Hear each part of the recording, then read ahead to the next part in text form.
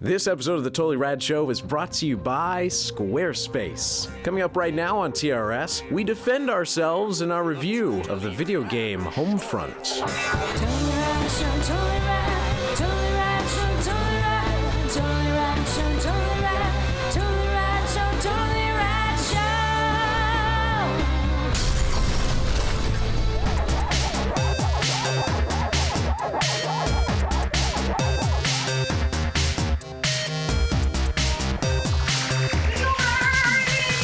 Talking about the video game Homefront from THQ. You've heard us talk about this a few times before. It was on my radar a while back because I got a chance to see the first 3 levels, and of course it was on all of our radars at E3. At E3 because we got really excited about the presentation that they showed us based on the concept. It's written, or at least conceived by John Milius, the famed director of Red Dawn and a lot of other movies, and it has a very Red Dawn-esque premise.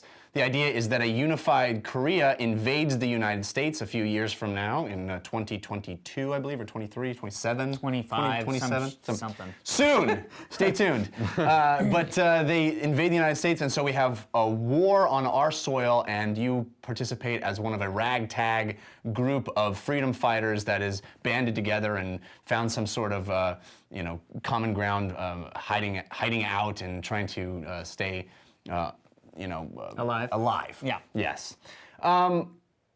First-person shooter, pretty standard first-person shooter, but of course story takes center stage. I know, Dan, you were really excited about this game coming out of E3, as were we all. Mm-hmm. What did you think of the final product of Homefront? I think that if I was not anticipating it, which I feel, I mean, you may have your finger more in the pulse of, is the general public, gaming public, excited about this game, or? Yeah, well, I mean, there's a lot of controversy that it just happened because THQ's stock price was really heavily affected by this game, and there was some reviews that came out early that were really high, and then later reviews that were not as high. And there's some controversy around sort of the buzz and how much this is important to THQ as a franchise, but in absence of all of that, I think I guess well, I'm asking you because I think if I was expecting nothing, I would have been blindsided by this game, and I would have been like, "Whoa, this isn't Call of Duty. This is amazing. Oh my gosh!"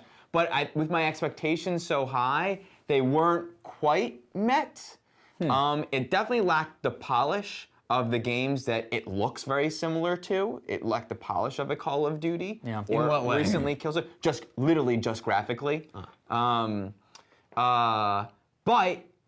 did you feel it played as well as those games? I thought that it played as well as those games, for sure. I actually, for some reason, really enjoyed the weapons. And, Alex usually comments on the feel and the sound of the weapon and how it felt. All the weapons felt really good. I definitely had the, these mother effers killed my family, my people, I'm gonna go get them. And I felt that every stage of the way. I wanted to feel that more. In fact, I would have loved if the game was centered around a family and we were all trying to survive. Escape. What is cool that it does is that for the most part, you are with the same group of people, as opposed to, I'm with this platoon, and now I'm with that platoon, and now I'm with a different soldier, and now I'm with I love that I'm just with the same people the whole time, so that was exciting. That was fun. I loved. There's some great set piece moments. There's like I said about the recent Black Ops, Call of Duty Black Ops. It's very much a theme park ride where I'm just being thrown over here and pulled over there and pushed that way. That stuff was very exciting. And that weapon where you get the warthog thing or the whatever it's called, Goliath, that overpowered. It was really fun.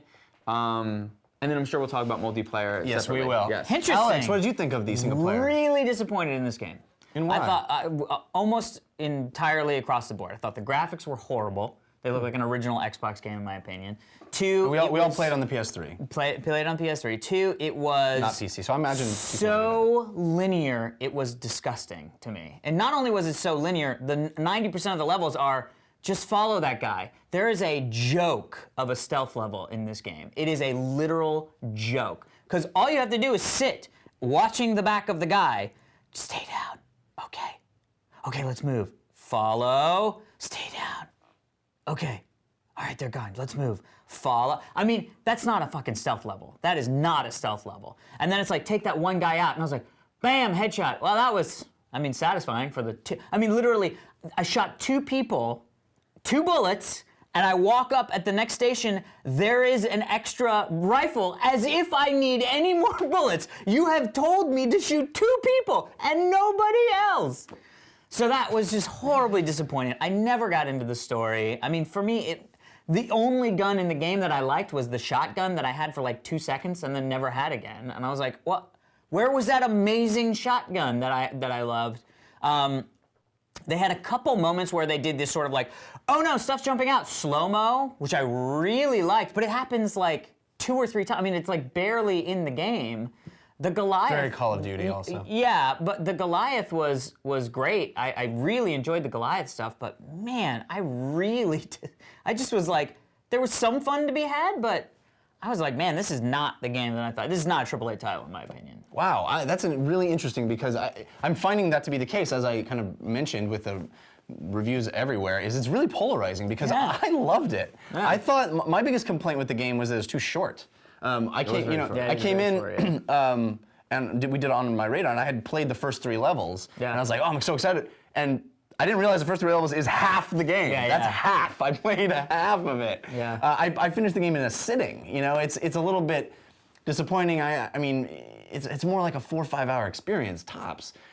But in that, I think I was totally gripped by the story, as were you, and I didn't feel. I felt like some of the technical aspects were a little bit off. There's a lot of moments where you are following somebody and you have to trigger them, and for some reason the trigger point is like much too close to them or strange, and they're just kind of waiting. They're for like, you. go through the door, and so you get to the door, and you're like, there's no button to go through the door, and you have to wait for them to come up, and get to the door, and then they kick the door down. And you're like, that is not good game design. That is, to every stage of this game is that. It didn't bother me as much, and I think maybe it was because I was so drawn into the experience, the grandiosity of the story that I was experiencing, and really feeling that thing that I didn't feel in Black Ops, which was, I care about what I'm doing, and I feel stakes, and I feel investment in the moment-to-moment storyline, and I really put a lot of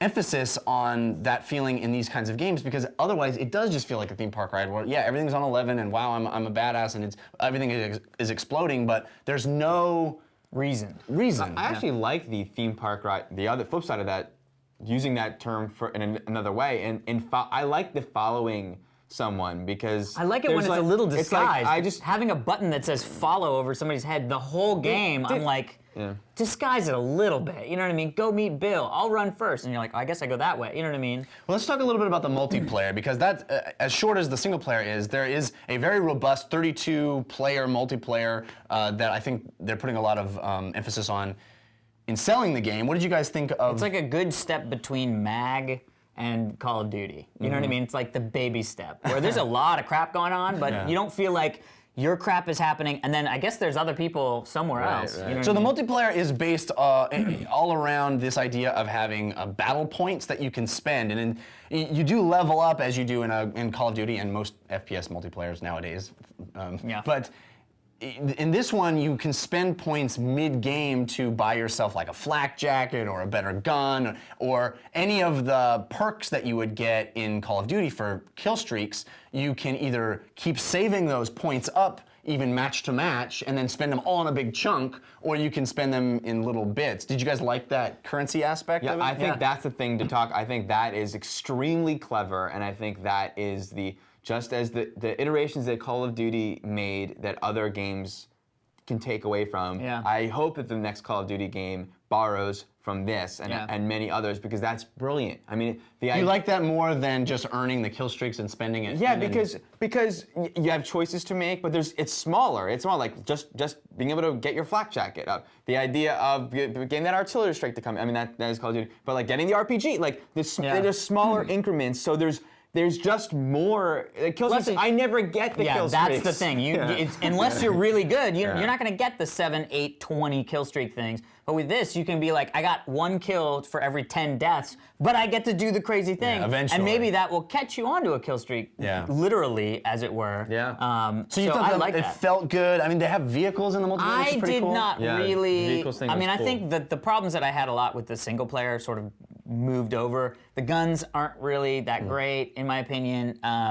The graphics are really not great at all, in my opinion. So all that stuff was there in that multiplayer, but the multiplayer gameplay was fun. And I think that with this point system was really great. I'm looking forward to having other games that are sort of more. I was pretty terrible at the multiplayer at skill-wise, on the and hill. I don't know if it was, in single player, you had the snap targeting, whatever, auto targeting, or targeting assist. But the thing that Alex was saying about Killzone, where like the waving, I don't know technically what was going on, but I didn't feel like I had as much control over my aim, and I adjusted sensitivity as I do with the other first-person shooters. I really found it a hard time to hone in on shooting people. I think that also had to do with the distance at which they magnified with the rifles, and also the distance at which the enemies engaged you. Because one of the things I noticed in this game was the enemies were a lot smaller, and when I would go down the iron sights, or when I would actually use like an AUG scope or something, that I wasn't as zoomed in as I wanted to be. Even with the sniper rifle, I was like, why am I not nearly zoomed in far enough to be able to... In multiplayer, talking about? Multiplayer and single player. I thought it was interesting that almost all of the weapons have scopes, even the like heavy weapons. That felt a little odd. It felt weird that like after you kill the first 3 guys, and then you're like, oh, this is the amazing weapon that like usually you get towards the end of a game, and it's like right here, but then it runs out of bullets in 2 shots, and you're like, well, I guess I gotta take this one too, and then I guess I got. It's very weird. It's interesting how polarizing this game seems to be, but there you have it, Homefront. We go home. All right, everybody, remember to stick around for this day in rad history. But first, we want to thank our sponsors, Squarespace.com. If you have not heard us talk about it, it is the best place to host your website, blog, portfolio, whatever. If you have any reason to be on the web, go to Squarespace.com. It has the best WYSIWYG editor of anything. No coding experience necessary. Plus, they have 24/7 support in case you get tripped up. And they're very, very attentive at that 24/7 support. They'll help you figure out how to manage what you've done and fix what you tried to do, all sorts of crazy stuff. Hence, 24/7 support. But now, first off, you've seen our sites, and we know that a ton of you guys have signed up already, built your sites with Squarespace. Now we're looking for your questions or tips that you may have figured out about Squarespace. So email your questions and tips about Squarespace to squarespace@revision3.com for a chance to have your question answered on the show or your tip featured in a future episode of TRS. Now, if you don't already have a Squarespace site, head over to squarespace.com/TRS for a 2-week free trial. Well, that is it. We will see you guys tomorrow. Mañana. Be sure to check out tomorrow's show when we see what else is on our radar this week. Today is March 22nd, and on this day in rad history in 1993, the Intel Corporation shipped its first Pentium chip, featuring a 60 megahertz clock speed, over 100 Amazing. MIPS, I don't know what that is. I thought you would know what that is. and 64-bit data path. This was sent in by @SinisterInfant on Twitter. I remember the Pentium, and I remember thinking how stupid it was, because before that it was 386, 486, 286, 8086 processors, and then it was the first time that they trademarked Not 586. a name. Pentium, yeah. Pentium, and then of course, past 586, they just stuck with Pentium, even though Pent is 5. Yeah. It was stupid. Yeah. It was really bad. Stupid. But now we have all kinds of weird crap. I think for the wheels chips. came off the chip, Completely. the chip naming thing. Wouldn't it a be long great time if we were ago. just up at 11-didium? 11D86? 11D86? Hey, how many adiums Wait, does so you don't the 6 know what a have? MIP is? A MIPS? It's Mega IPS? I think it's million Something per second. per second. Yeah, million instructions per second. Yeah, there you go. As opposed to MIPS. flops. You know what flops are, right? Floating point operations per second. That was more like flips.